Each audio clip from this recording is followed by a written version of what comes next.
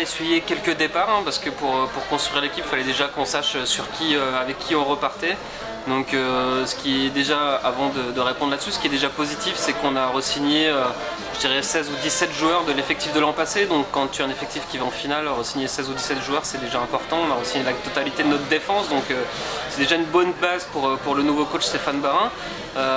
Ensuite sont venus s'ajouter en attaque effectivement Steve Cachotti, on en a déjà parlé, et puis Florian Sabatier, et puis le jeune Farina qui nous vient de Briançon. Donc voilà, deux joueurs français qui vont compléter le quota JFL et puis surtout nous apporter aussi d'autres options en termes de jeu. On connaît un petit peu leur profil, on sait que Florian c'est un garçon technique qui peut nous apporter quelque chose, et moi en tout cas je pense que ça peut être une petite surprise sympa. Et puis Farina qui va nous charger de faire une autre partie du boulot, peut-être plus défensif et plus travail dans les coins. Donc voilà, c'est deux jeunes qui nous rejoignent.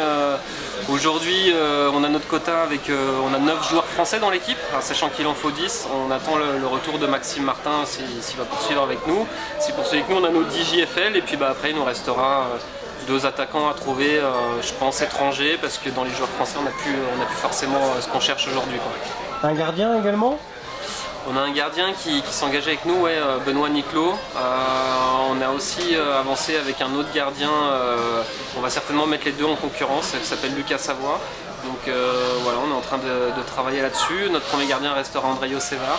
Et voilà, là aujourd'hui on travaille vraiment pas mal de pistes sur les deux joueurs de centre, parce qu'on sait que c'est 2 gros morceaux qui nous manquent, donc on est mieux de faire des bons choix pour avoir une belle saison, et on prend notre temps, on ne veut pas faire des choix qu'on risque de regretter. Donc je comprends l'impatience des supporters de vouloir avoir tout de suite l'équipe, mais je préfère les rendre un peu impatients, puis au moins faire les bons choix. Donc voilà, on regarde des vidéos, on appelle beaucoup de gens, on passe beaucoup de temps au téléphone avec Stéphane Barin, mais en tout cas on cherche vraiment 2 beaux profils pour continuer à nous faire rêver Épinal. Le dossier Michal Pétrac alors? Écoute, Michal, ça fait donc 9 ans qu'il est chez nous. C'est sûr, c'est un garçon qui peut être soit le meilleur joueur de la ligue, soit un joueur très ordinaire. Nous, ce qu'on souhaite, c'est l'avoir, mais en étant un joueur important. Donc il faut qu'il arrive en forme, il faut qu'il fasse les efforts pour. Aujourd'hui, on n'a pas tranché, on discute avec lui, le coach discute avec lui. On va se laisser encore, je pense, 2 semaines de réflexion sur lui, le temps de voir aussi les autres options qu'on peut avoir. Ça ne sera pas un choix par défaut, mais j'ai besoin de savoir l'implication qu'aura Michal Pétrac pour la saison prochaine. Donc aujourd'hui, je dirais c'est du 50-50 avec Michal. On sait ce qu'on a, on ne sait pas ce qu'on risque de retrouver. J'ai beaucoup de respect pour Michal et tout ce qu'il a fait pour le club. Et on s'en séparera pas comme ça, mais on est aussi obligé aujourd'hui de réfléchir sur un groupe global. Et aujourd'hui, Michal manque un peu de régularité, donc c'est un peu le bas qui blesse aujourd'hui dans notre réflexion commune avec le staff et Stéphane Barin. Et si Michal comprend ça, très bien, et on avancera ensemble. S'il n'est pas prêt à se faire un peu violent cet été, on choisira une autre option et qui sera, j'espère, au moins aussi bien que Michal. Alors vous étiez sur des joueurs internationaux français qui ont signé progressivement dans des clubs. Il n'en reste plus beaucoup?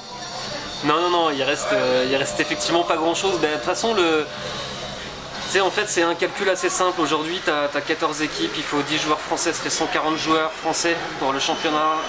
Moi, j'estime qu'aujourd'hui, il y en a 25-30 qui sont d'un très bon niveau. Les seuls qui restent sont ceux qui jouent à l'étranger actuellement, à savoir Valentin Clairaut par exemple, où il y a encore effectivement Florian Chakashvili qui joue à Briançon, qui réfléchit à son avenir, mais en tout cas il ne reste pas grand monde. Maintenant toutes les équipes sont aussi quasiment bouclées dans leur recrutement, donc nous on s'est gardé 1 ou 2 options sous le coude. On va voir comment ça bouge. Moi j'aimerais bien encore réussir à signer un bon joueur français, que ce soit Clairaut ou Chakashvili ou un de ces tremplins. Et si on n'y arrive pas, on basculera sur un joueur étranger. Mais aujourd'hui, il faut que les gens comprennent que Valentin Clairaut ou ce genre d'internationaux ou Sacha Trey qui s'est engagé avec Rouen et qui en est en discussion depuis longtemps, voilà, on est 14 équipes à travailler sur 1 ou 2 joueurs, donc parfois ils choisissent Rouen, parfois Épinal, parfois Bordeaux. Non, mais voilà, c'est ainsi. On a pourtant un beau projet, des beaux arguments ici, mais on peut pas obliger non plus le joueur à signer chez nous, et même avec toutes les choses positives qu'on propose. Donc voilà, on a perdu quelques. C'est vrai que Trey c'était compliqué parce que c'est un joueur qu'on attendait vraiment. Maintenant, j'aimerais vraiment qu'on avance avec Valentin Clairaut. Je sais qu'on n'est pas tout seul, même à l'étranger. Donc Là, on verra bien si c'est Paval ou Chaac, ça sera dans tous les cas 1 ou 2 étrangers de très bon niveau, quoi. Enfin, justement, sur quoi peut miser le Gamio pour séduire des grosses pointures comme ça? Tu parlais du projet notamment.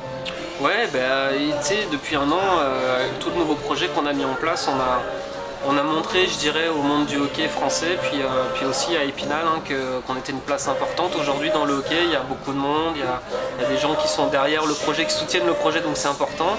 Moi, j'ai toujours dit que mon argument, le premier, c'est moi, mes joueurs étrangers, c'est mes joueurs français, c'est-à-dire que c'est eux que j'ai vraiment envie de privilégier, de mettre en avant, parce que c'est facile de le faire avec des joueurs étrangers, mais c'est... Donc voilà, on a un vrai beau projet pour les joueurs français, on a un beau staff qui est mis en place avec un coach français, on propose des contrats quand même intéressants, donc voilà, j'ai l'impression qu'on fait tout pour nos Français. La tendance qui était pas très positive ou pas très bandante de venir à Épinal il y a 4-5 ans n'existe plus aujourd'hui. Je pense qu'on a fait venir des Valiers, des Béran, des Cara, etc.